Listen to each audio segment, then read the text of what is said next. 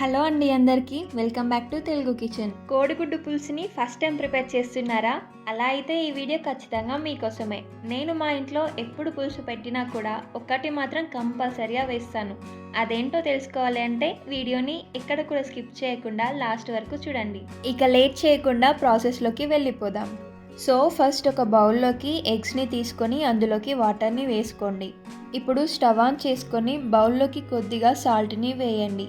అలా అయితే మనకి ఎగ్స్ అనేవి పగలకుండా ఉంటాయి, అలాగే ఫాస్ట్గా కూడా ఉడుకుతాయి. ఇప్పుడు ఎగ్స్ ఉడికేలోపు మనం పులుసు కోసం చింతపండుని నానబెట్టుకుందాము. బౌల్లోకి గుప్పెడంత చింతపండుని వేసుకొని ఒకసారి మంచిగా కడిగేసుకోండి.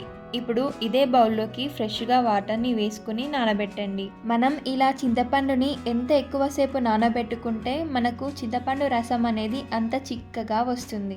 అలాగే ఇంకా పులుసులోకి 3 పెద్ద సైజు ఉల్లిపాయలను తీసుకొని చిన్న చిన్న ముక్కలుగా సన్నగా తరగండి. మనం ఏ పులుసు పెట్టుకున్నా కూడా అందులోకి ఉల్లిపాయ ముక్కలు ఇలా చిన్నగా సన్నగా ఉంటేనే బాగుంటుంది. అలాగే వీటితో పాటు 3-4 పచ్చిమిర్చిలను కూడా కట్ చేసి పెట్టుకోండి. మనకు ఈ పక్కన ఎగ్స్ ఉడకడం కూడా కంప్లీట్ అయ్యింది. సో ఇప్పుడు స్టవ్ ఆఫ్ చేసుకుని ఈ ఎగ్స్ని ఈ విధంగా బౌల్కి ఒక 2 టైమ్స్ ట్యాప్ చేసుకుంటే పైన షెల్ అనేది పగిలినట్టు అవుతుంది. ఆ తర్వాత మనం ఇట్లా చేతితో తీసేసామంటే షెల్ అనేది ఈజీగా రిమూవ్ అవుతుంది. సో ఇట్లా అన్ని ఎగ్స్ షెల్ తీసేసుకున్నాక ఒక్కో ఎగ్ పైన ఇలాగా చాకుతో 3-4 ఘాట్లు పెట్టేసుకోవాలి. ఇప్పుడు మరో పక్కన కడాయిలోకి కొద్దిగా ఆయిల్ని తీసుకొని వేడెక్కిన తర్వాత ఘాట్లు పెట్టుకున్న ఎగ్స్ని ఒక్కొక్కటిగా వేసుకొని మీడియం ఫ్లేమ్ పైన లైట్గా ఫ్రై చేయండి. మీరు కావాలంటే ఆయిల్లోకి కొద్దిగా సాల్ట్, పసుపుని వేసుకొని కూడా ఫ్రై చేయొచ్చు. ఇవి బాగా ఫ్రై అయ్యి పైన కొద్దిగా గోల్డెన్ రంగులోకి వచ్చాక ప్లేట్లోకి తీసుకొని పక్కనుంచండి. ఇప్పుడు అదే కడాయిలోకి ఆవాలు, జీలకర్ర వేసుకోండి. అలాగే ఇందులోకి మెయిన్గా 1 స్పూన్ మెంతులని కూడా వేయండి. మా ఇంట్లో నేను ఎప్పుడు పులుసు పెట్టినా కూడా మెంతులు వేయడం మాత్రం అస్సలు మర్చిపోను. ఇది పులుసుకి మంచి టేస్ట్ని ఇస్తుంది. ఇది మీకు ముందే తెలుసుంటే కామెంట్ చేయండి. ఇప్పుడు కడాయిలోకి మనం ముందుగా తరిగి పెట్టుకున్న ఉల్లిపాయ, పచ్చిమిర్చి ముక్కలను వేసుకోండి. ఇప్పుడు ఒకసారి మంచిగా కలిపేసుకొని పైనుండి మూత పెట్టేసి కాస్త మగ్గనివ్వండి. ఇవి కాస్త రంగులోకి వచ్చాక ఇందులోకి కొద్దిగా అల్లం వెల్లుల్లి పేస్ట్ వేసి బాగా కలపండి. ఆ తర్వాత 1 టీ స్పూన్ పసుపు, అలాగే 2 కరివేపాకు రెమ్మలు వేసుకొని ఫ్రై చేయండి. ఇప్పుడు మరోసారి పైనుండి మూత పెట్టేసుకొని ఒక 2 నిమిషాల పాటు మంచిగా మగ్గనివ్వాలి.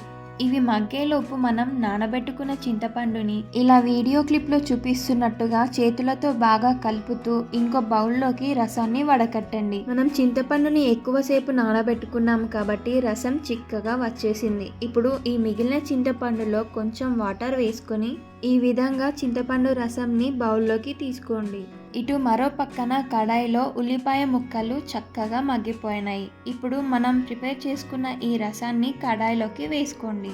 ఇలా వేసుకున్నాక ఇప్పుడు ఇదంతా కూడా ఓసారి మంచిగా కలిపేసుకొని మంటని కాస్త హై ఫ్లేమ్లో ఉంచండి.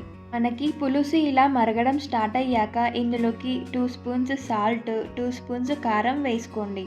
ఇప్పుడు మరొకసారి పులుసుని బాగా కలుపుకున్నాక పైనుండి మూత పెట్టేసుకొని ఈ పులుసుని మరగనివ్వండి.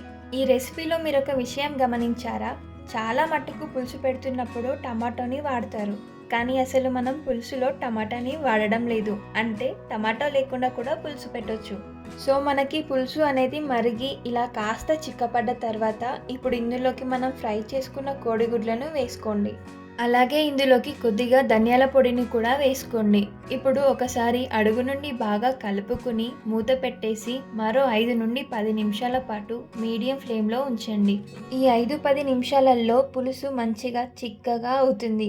అలాగే కోడిగుడ్లకు పులుసు టేస్ట్ అనేది కూడా మంచిగా పట్టుకుంటుంది. ఇప్పుడు మూత తీసేసి ఒకసారి అడుగు నుండి మంచిగా కలిపేసుకోండి.